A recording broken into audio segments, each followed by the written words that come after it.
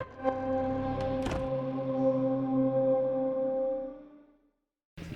Sean Krankel. I am the studio director of Night School. So yeah, Afterparty. So you've died and gone to hell.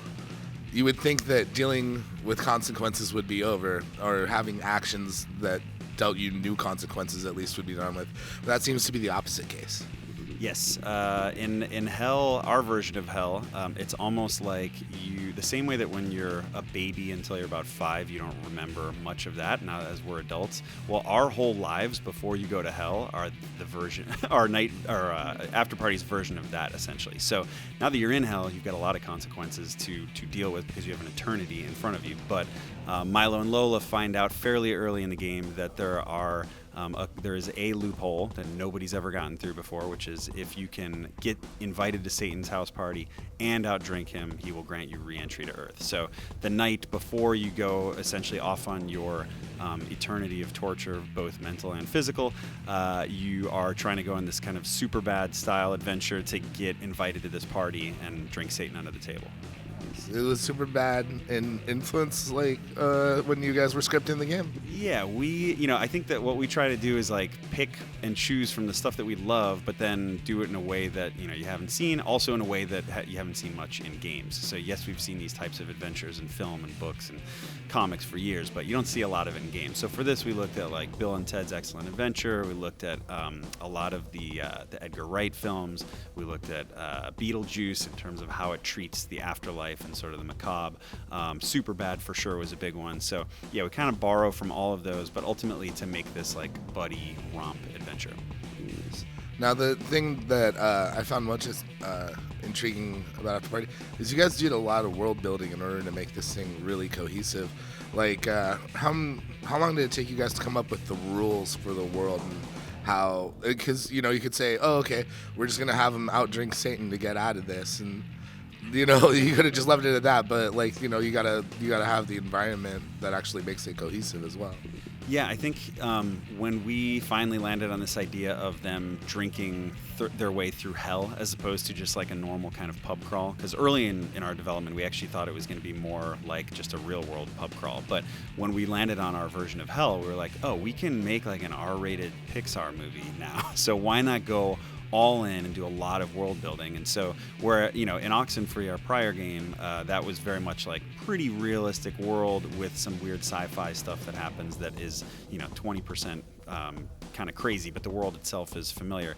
This was the exact opposite. We were just like, how do we go all in on creating our own world this time? And so it took many months, like basically all credit due to Adam Hines, who wrote the game, just doing a ton of research into tons of different religions as well as just other cultures and trying to merge it all together in a way that felt like our own, because we didn't want to do what we've seen, the heavy metal cover, like a lot of pitchforks and fire, because we dig that stuff, but everybody's familiar with that. So we kind of wanted to go, how do you do this weird like nightlife version? And if players want to just go through and get out of hell, that's fine. But if you want to dig deep, there's like a ton of lore and stuff to find throughout the game. Yeah, you mentioned Pixar, and like I'm watching it, and I notice like all the humans have Barney Rubble eyes. They've got those black beady eyes. There's like a real like sweet cartoonish angle to a lot of the animation in this game, while still having a bunch of big scary demons around. Yeah, there were two big sort of style choices that we made early on, so I'm glad you noticed that. So one was that we were like, let's not have whites in their eyes, let's make them look kind of a little bit cuter, more kind of hand drawn, and that was something that our lead artist Claire Chen landed on pretty early on in some of our concepts that just worked because of the size of the characters and the style. But the other thing was like our demons. We were like, we explored that for a long time. Like, how do you make new looking demons? So at one point we went, well, why don't we look more at like some of the Miyazaki stuff where there's like sort of exoskeleton-y looking shells and masks and things, and use that, and we leaned into that. So we have these kind of glowing souls inside of the demons, but the outside is very different and unique looking. So yeah, again, it's all in the service of going like, we want it to be uniquely ours, and if somebody were to look at it, they could go, oh, that's Afterparty. I'm kind of curious because I've been watching The Good Place, and it brings up a lot of the same philosophical quandaries that you guys sort of bring up in the different adventures that you have to go on. Have you guys been checking that out as you've been developing the game? So this is funny because early on, a few people on the team were like, "You need to look at the Good Place," and I still have not seen it, and some of the other leads have not seen it. So it's been fascinating, like almost intentionally trying to avoid it. But the people that watch it love it.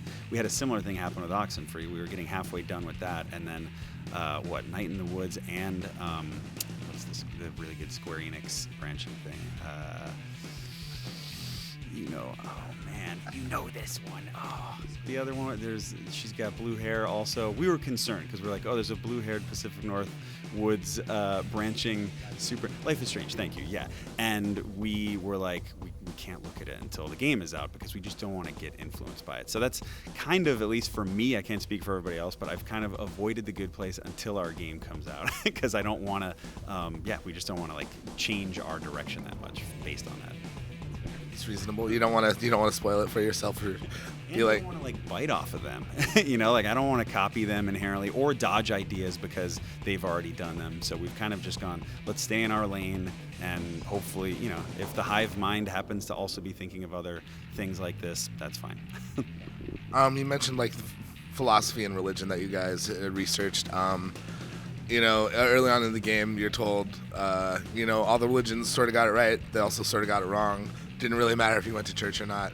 I was just curious if some concepts were more influential than others for you guys, or if it was just kind of pick and choose as you went along. It was more of the latter. I think ultimately a lot of things would inspire aspects of the story, but and something that you haven't gotten to see much of, because when you get through the whole game, you'll understand like the arc of Milo and Lola. But ultimately, it's more about that, like Milo and Lola, and then Satan. Of course, their relation to Satan changes over the course of the game, and let's borrow from that when it's borrow from various religions and stories when it's the right moment for the game and for that arc. So it really was incredible to have this like plethora of ideas to pull from, but just kind of mash them all up when it seemed appropriate. But no, I don't think there's any particular thing that we leaned heavily into. I noticed like even early on, there's a lot of different ways for you to approach each situation and sort of talk your way or finagle your way through things. Like, man, that's got to be difficult to put all of that together, and especially because there's so many points at which things can branch. Is it just sort of like things can kind of go any certain way, but they're gonna coalesce back together at each point, or is every action gonna really have like a specific consequence like later on in the game? It's really a mix. Like Oxenfree, our game that we did before this, had a similar sort of underlying structure, but this one we wanted to make much bigger, which also has pissed off our writers and designers. Not pissed them off, but they're just tired because it's a lot. And this game is a lot more modular. So ultimately, you can that first quest that you did there, where you're trying to get somebody that you're bringing back to Satan's house. That if the one where you chose that versus another one, you'll never see that other quest. Like that's just gone. And so your version of the game will be very, very different. But ultimately, like how the dialogue functions and where the sort of narrative goes with the characters was that we wanted to make it feel like a real night out, those nights that are very unpredictable. So maybe you and I bump into each other at a bar, then we separate, then I get in an argument with somebody, and then they're texting me later when I come and meet up with you. The game supports that, and not in a linear way, much more in like a, did you befriend that person or not? Or did that person just become a part of your party? You'll have more people sort of with you later. And so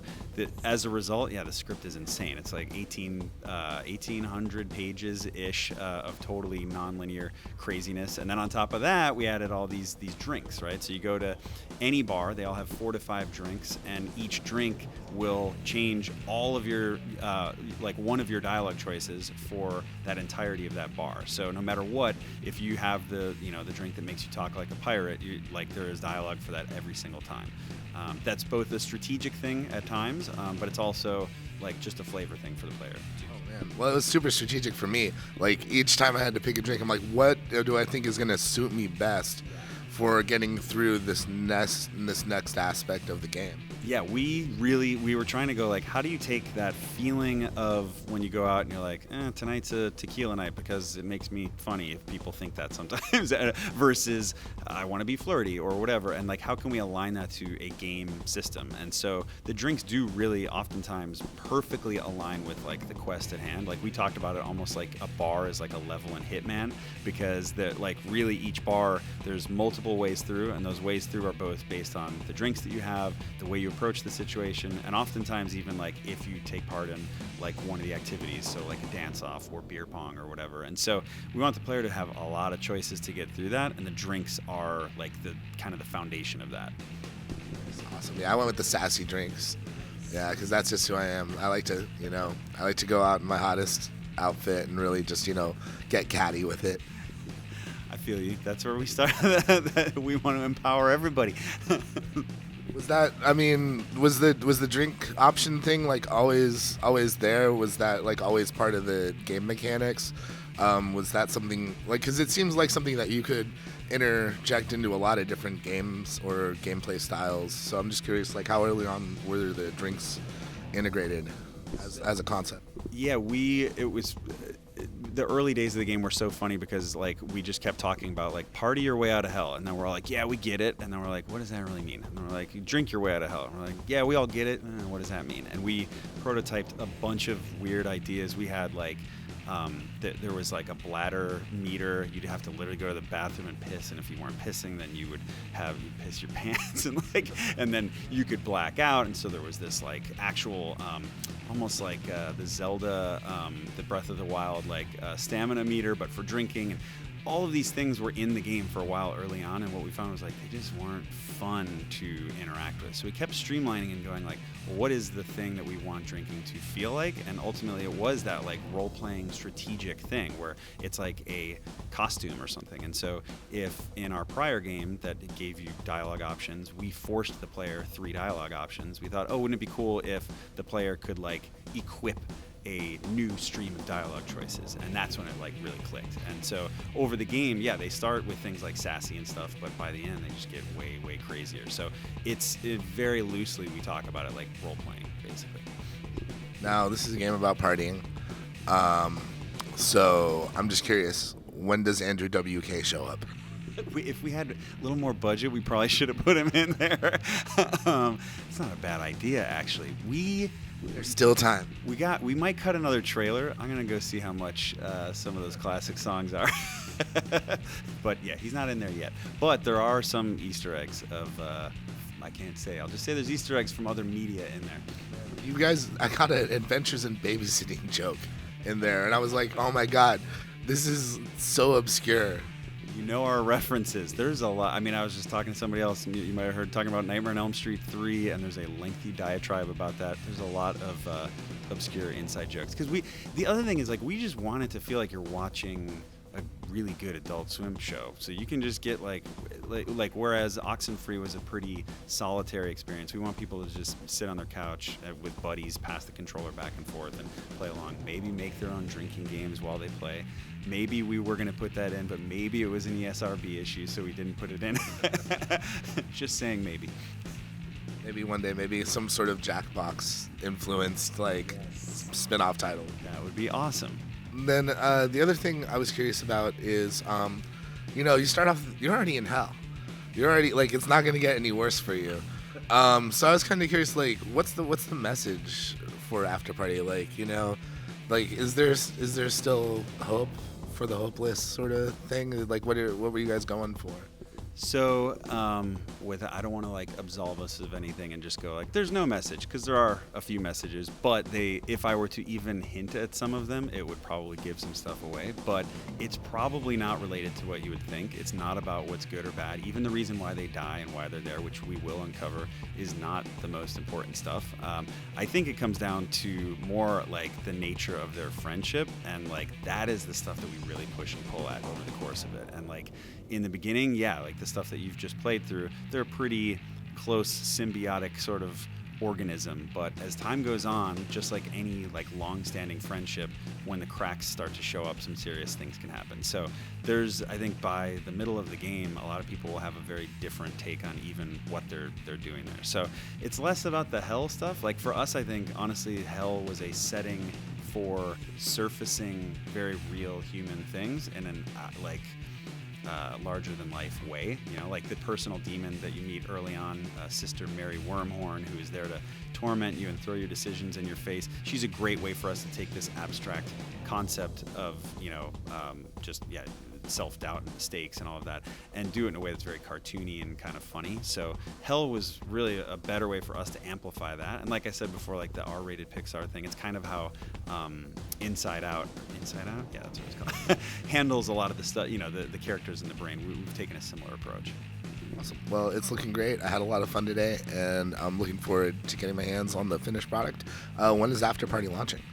It's going to be out October 29th, so right around the corner and just in time for Halloween. It'll be on Xbox and Game Pass day and date. It will also be on PlayStation 4, PC, Mac, and at some point, Switch soonish.